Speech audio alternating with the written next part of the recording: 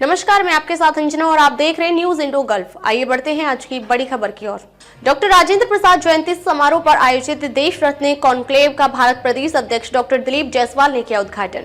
Doctor Rajendra Prasad जयंती समारोह पर आयोजित देश रत्न कॉन्क्लेव का भाजपा प्रदेश अध्यक्ष डॉक्टर दिलीप जायसवाल ने किया उद्घाटन।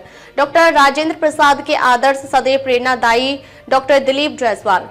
देश रत्न कॉन्क्लेव का उद्देश्य उनके विचारों को जन जन तक पहुंचाना। डॉक्टर दिलीप जायसवाल देश के प्रथम राष्ट्रपति डॉक्टर राजेंद्र प्रसाद जी की जयंती समारोह के शुभ अवसर पर आयोजित देश रत्न कॉन्क्लेव का उद्घाटन भाजपा प्रदेश अध्यक्ष एवं बिहार सरकार के राजस्व एवं भूमि सुधार मंत्री डॉक्टर दिलीप जायसवाल ने किया।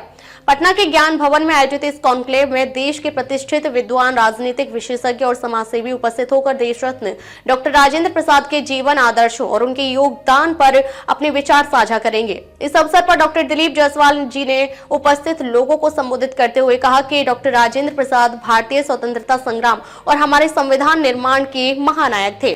उनके जीवन से प्रेरणा लेकर हमें राष्ट्र निर्माण के प्रति अपना समर्पण और अधिक मजबूत करना चाहिए। उन्होंने कहा कि हम सभी के लिए राजेंद्र प्रसाद जी के जीवन का आदर्श सदैव प्रेरणादायी रहेगा।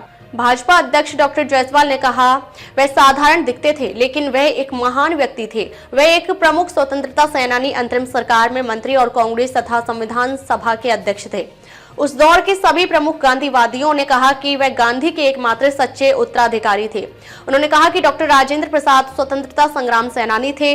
वह राष्ट्रपिता महात्मा गांधी के नेतृत्व में आजादी के आंदोलन में एक अनुयायी के रूप में शामिल हुए और पूरे आंदोलन को पग पग पर अपना नेतृत्व प्रदान किया।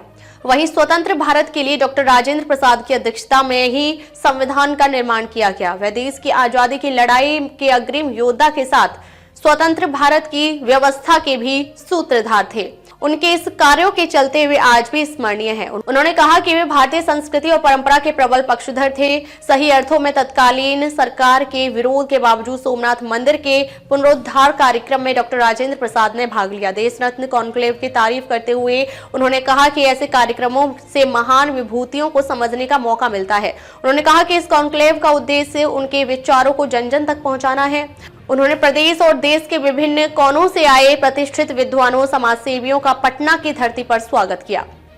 अब तक के लिए बस इतना ही। फिर मिलते हैं एक ऐसी ही बड़ी खबर के साथ। अब तक के लिए नमस्कार और देखते रहिए न्यूज इंडो गल्फ।